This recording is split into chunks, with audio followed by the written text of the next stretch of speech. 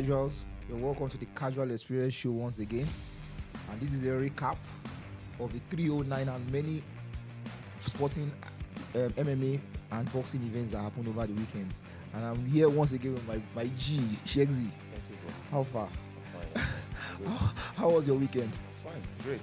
At least we have the fight in it, so it makes it more entertaining, and you have a weekend that you are engaged and all. Yeah. Yes, the weekend just flies by. Busy, We started with the Jake Paul and Mike Tyson fights, and I remember I was like we were chatting like they were about to start. I slept off. You called me actually. You okay. called. You called to wake me up. That they're about to start. And Netflix was just trying to mess up, but we made sure that we watched it. Yeah. What did you think about the fight overall? It was an interesting fight for me, but I expected a lot from Mike Tyson. Why? But Everybody was saying that. Age is no more on his side, so he was still able to give what he could. He had the first round now. Yes, he had the first round. He came out with the old menacing look of Mike Tyson. But I noticed that he had a knee strap. But maybe he had an existing injury, or maybe because of his I think age. he suffered some. I think he was sick.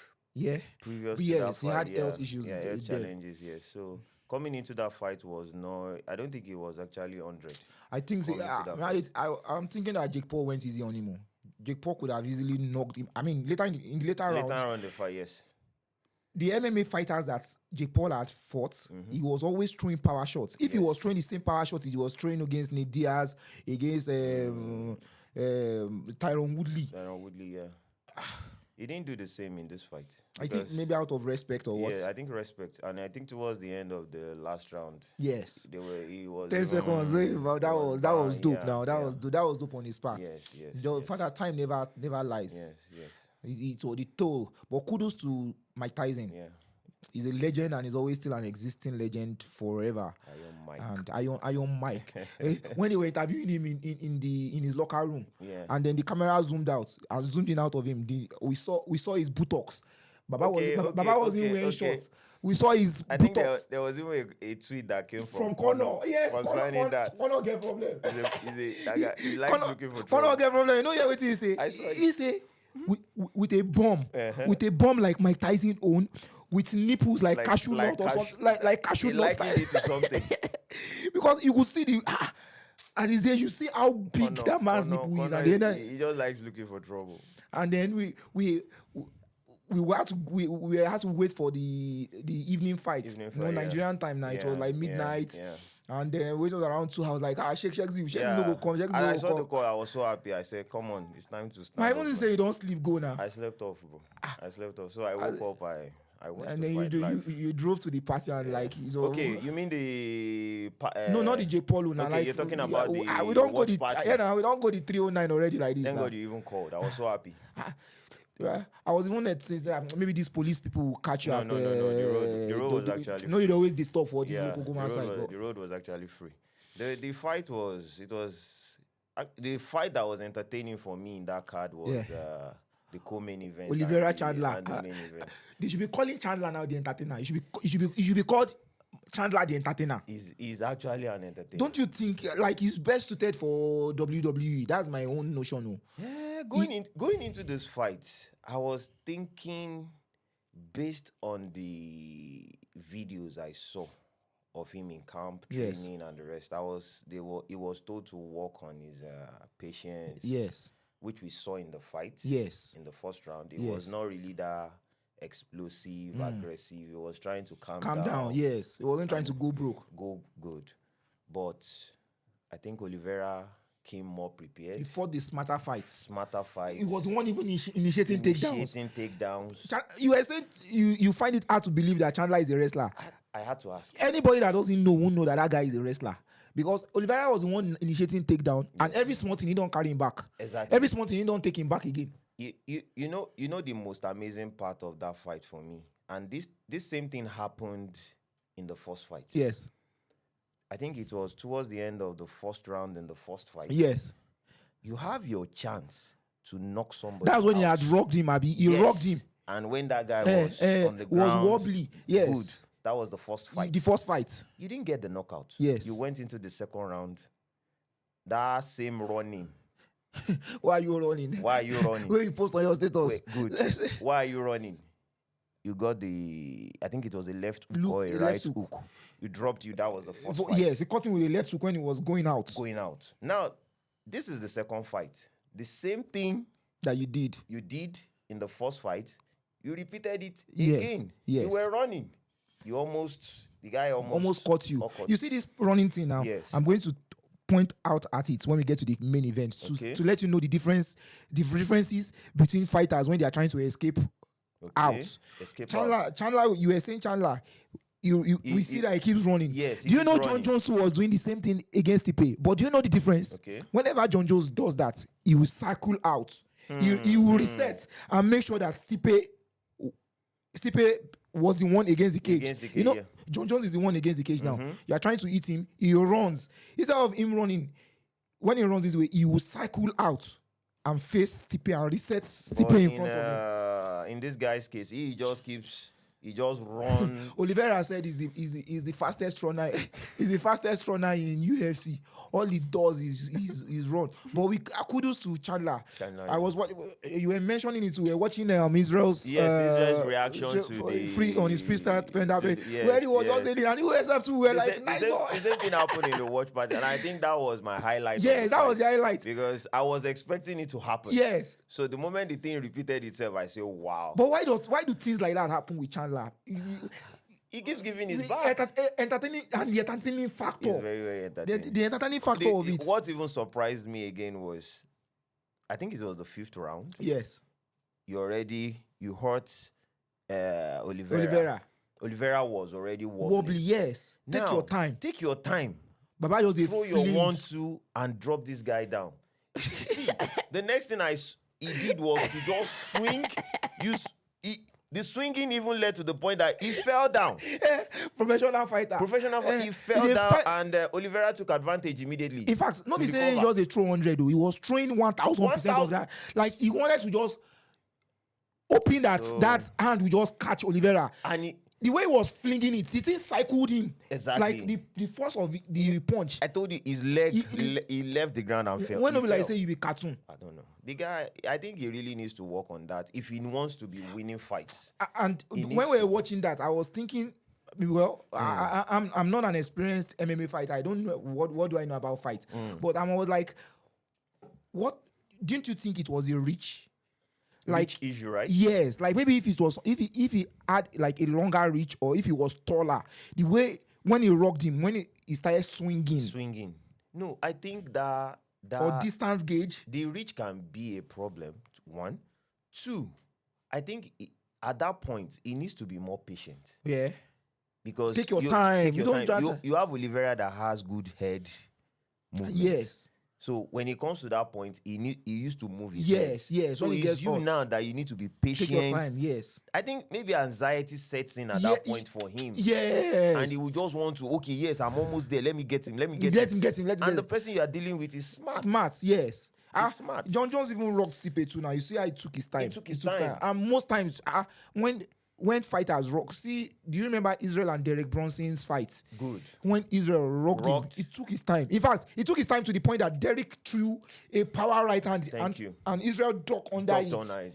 That's the thing. But I think he just needs to work on that if he wants to win fights. Chandler, he has a good mic presence. Yes. He has that entertaining factor. He does. Maybe I see him having a career in WWE eventually. Because he just naturally and entertainment always just find ways to creep into his fights. He's actually because tell me what are the odds? What are the odds that we definitely know that Oliveira will probably get his back. Yes. But what are the odds that the same thing that happened in the first he walks to the middle of that monster slammed him on the ground. Stood up again. One more. Slammed him again. Joe Rogan laughed. Joe Rogan said this is one of the most super interesting. dope. Super interesting. And I like what Oliveira was doing at the back. His tongue was out doing. Even later, 10 seconds. Even later kissed him at the back of the neck. Kissed him on the neck. It was a very interesting fight. And I feel that in the beginning, Chandler was possibly damaged. Oliveira gave him an oblique kick, those kind of jonjones oblique kick when he was coming forward. And I think that thing rocked him. Yes, that thing used to compromise fighters. Chandler. Okay. Yes, because I noticed, stance. Yes, once they give him that leg kick, yes, he finds it very difficult to do all those 1-2. Yes. 1-2 because you need your leg to balance to do all those things. But I think that was what even led to him doing that, because all of a sudden all he started doing was just swinging right hands, and this swinging takes a lot of energy from you. So I just he has things to work on actually. From our own casual views, the way fighters will be seeing him, we will just be seeing him as a time. Man, if person they carry bets, person not supposed to carry Chandler. You know me, you and last episode. Yes. You and Wale. Picked Oliveira. I mean, I was thinking because of all the things I've been seeing, Chandler. I was like, I'm going to. You know, I said in that preview that Oliveira is a progressive fighter. Yeah. The later into the rounds, the more chances Oliveira have, because Oliveira is smarter. He has this dog in him. He's used to being. He's very tough. Yes. He's a very tough Oliveira, guy. yes. He's very, very tough. He was a quitter in early... No, don't let me use it, but early in his career, he was always giving up, but he became I think at the point, things just changed with him. Yes. He became so tough. Yes. He takes damages and one of the most... And I think he's very quick in recovering. Good. He has a good chin and he recovers quick. Because of the fact that he knows that he's a good BJJ. He can decide to, when he's hot, he can decide to go on his back and lie down and let the other fighter come into my guard, come and attack me. He uses that to chill. Wow, that's good. The fight that we were there to watch, the main event of the day, the goat versus the heavyweight goat. Jonjones. Can we still call Stipe the heavyweight goat now? No. For me, why? No. Why? They beat you, so you retire. Wait now. So now he's no more. He's no more the heavyweight goat because he's retired. One, and because Jonjones has beaten him. Now let's say in an alternative word now. Okay. Jonjones is now the heavyweight goat now. Okay. So if Thomas Pinal now beats Jonjones, does that make Thomas Pinal the heavyweight goat all of a sudden? Even that fight with Thomas Pinal for Jonjones, I'm still seeing it as a competitive fight, because you see this Jonjones guy. Yeah. Early in his career, I didn't follow him that much. But since I started watching his fight, there's something I noticed. Yeah. His fight IQ is top notch. Through the chart, through the roof. That guy is top notch, because he's somebody that, okay, when you're preparing to fight Jonjones, during your training camp, you prepare for different things. Okay, he can do this, he can come with this. But to your utmost surprise, you will get into that octagon and discover that Jonjones, what you are preparing for is not what you get. Because he doesn't discriminate at all. You go think say he go eat head, he go eat body. You go think say he go eat body, he go eat leg. Even in the clinch, do you know something about Jonjones? Even in the clinch, when they were clinching, guess what he was using to attack? His shoulders. Yes. They use his shoulders attack. Like shoulder. Even on the ground, I remember you were shouting. He was using his head. Yes, to hit the guy on the ground. I say, wow. He just has a fighter's mentality. Like when he's in the cage, he's not seeing anything. I think all he sees is just red. And he has already, I think he already now knows himself that he's never had knockout power. He doesn't have knockout power. So he will just decimate you gradually, systematically. You know, I was even at the point I was shouting. I was saying I'm predicting a left head kick. Because I think he did it twice. Yes, he guarded it with his right hand. With his right hand, because he kept hitting the body. He kept hitting the body, and that was what he used to catch Daniel Cormier. You know, he kept hitting Daniel Cormier on the stomach. Cormier was doing like this. He kept hitting him on the stomach until he couldn't take it again. So the next one that Daniel Cormier wanted to block, he thought it was coming to the stomach. Went to the head. Just went to the head. Straight up. The guy is tough. and it's just his fight IQ for me, and the way he goes, even see the way he goes into fights, the way he activates himself. Yes, even the way he talks. It's everywhere. Yes, yeah. Even see his interviews. He tries to get into the head of his opponents. Like a bone killer. Like it will be in your head. Because I think from the interviews, Stipe was already having issues. Yes. I think there was a video he said he posted insulting. He's out of character. Stipe, he said he mentioned his children. And even in the embedded, he said bringing on beach, which is out of Stipe's character. Like we've always known him to. So I agree with you. I think that thing played a major role also. Then I think that thing Jonjones did, that oblique kick. Okay, no. Wait, they took Stipe down in the first round. Down in the first round. Have you seen that kind of takedown before? I've not seen it in a long time. As in too much brain. He fight IQ. Too much brain. Too like much. He wiped him. If I say fell down, but the next thing. He's on the ground doing the pounding. And I think what I not seen at the 12-6. I was shouting 12-6. The 12-6 way we're thinking that that was the only fight that they used to disqualify him. Yes, the 12-6 elbow. Yes. I was like, if he slices Stipe with even with that, he was still throwing some damaging intentional elbow.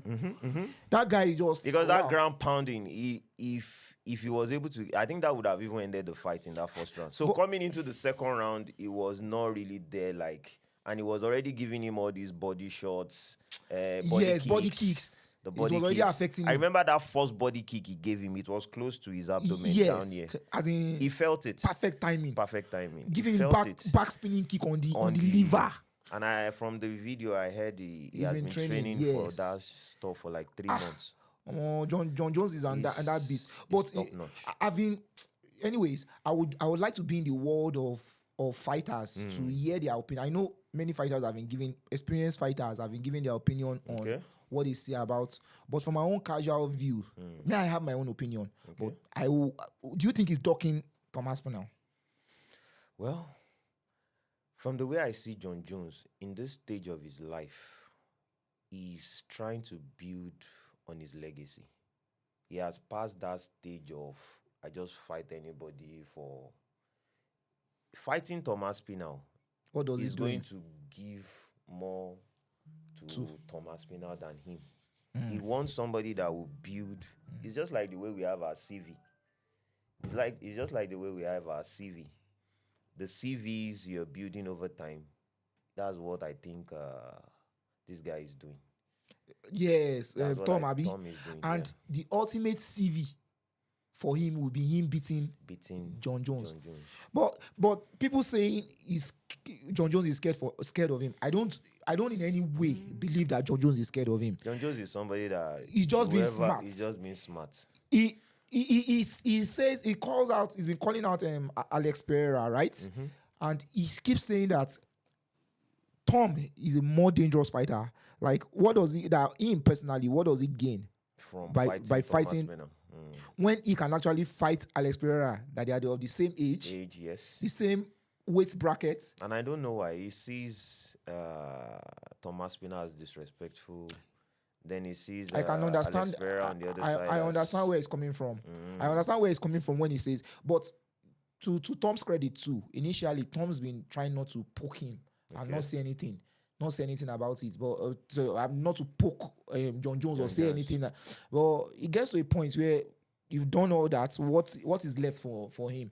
And one thing we can trust the UFC is that they always give the fans what they want, and it seems Dana is saying that Tom Aspinall fight must happen before any Alex Pereira. But I think the angle Dana is maybe looking at from Alex Pereira is a cash cow on the other side. He's doing his own thing. And if you are going to say Jonjones should go and fight Alex Pereira, it's like you're just trying to cut one cash cow off. Yes, that's the way I see it. So I feel he wants to make the Tom Aspinall happen first before him thinking of the Alex Pereira fight. And then I said that no matter what, that's Jones rather. Jones has said if he's going to fight Tom, he wants that fuck you money. He wants the money. He said he wants the money that it won't matter if he loses or win. So we'll be looking at maybe $20 that million. That he's done. He's done. I'm sure He's done, actually. that he's done. He's done fighting young up and comers. That fight has nothing to do for. But if you were in Thomas Pinal's shoes, or if you were in his camp, or if you were a British, just like how Mike Bisbee and every other British person is clamoring for him. If you what do you think Thomas Pinal? Anyway, he's done all he can, but what should he do? But I think Dana will make the fight happen. He will. I just think they need to pay. Just like he said he needs the money. Yes. Whatever they are going to offer him should be something way above, out of this world. Anyway, so I think that's, we always trust Uncle Dana and Uncle Hunter to give the fans. That's one thing. That's why we like MMA, and that's why we like you. That's why we love the UFC. We know they always. So I'm sure they will come to a concession. And well, should we be giving our early predictions for that fight, whatever it might be? If it's 2025, 2026. You mean Thomas Pina and Jonjones? But from history, Jonjones do have issues with people of that height. You remember the Reyes fight? Dominic Reyes. Arguably beat him. Then this guy, is it Gustafsson? Yes. People that have that height. Even Thiago Santos. They do. They gave him problems. Give him a tough time. And now he's now an older person again. So you see the wisdom in Jonjones and his teams. Choosing not to want to fight Tom, and if they are going to fight him, they should get paid handsomely beyond their comprehension, where winning or losing won't matter. And there's this adage I don't know if it's an adage in MMA. They always say a champion always have his nights. Okay. What do you think if Jonjones now are we going to say unexpectedly if he beats Thomas Pinal? Do you think his stardom can go higher than what it is now, or it will just cement? Cement the fact that this guy is unarguably the GOAT. If he can do that, he's unarguably the GOAT. Yes.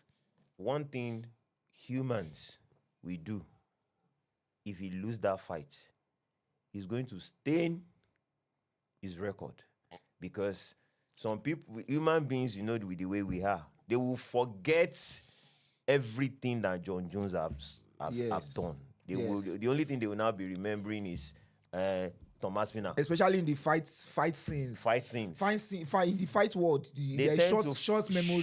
They tend to forget. Imagine if what you've done. The next fight now, Chandler wins. Everybody will forget all these losses. The same thing as Conor McGregor. Thank you. Or fighters are on losses. I think Jonjones is just weighing the options and he's trying to play safe. Yes. He's a legacy person right now. Yes. He's a legacy person. And if I'm in his shoes, I will do the same. Because you're working on something that people will remember, even when you are no more there. Yes. And when there was a day I saw the list of people he has beaten. I was like, come on, killers. So I was even listening to this guy, Kamaru Usman and Eru Sejudo, where they were talking about the Jonjones, their podcast, Alex Pereira fight. But Henry was saying maybe the fight will be an easy fight. Yes, guys, you watch Kamaru and Henry's podcast. Yes. Guys, subscribe to their podcast, Pound for Pound podcast. Kamaru Usman and Henry Sejudo. Exactly. Beautiful podcast. Very interesting podcast.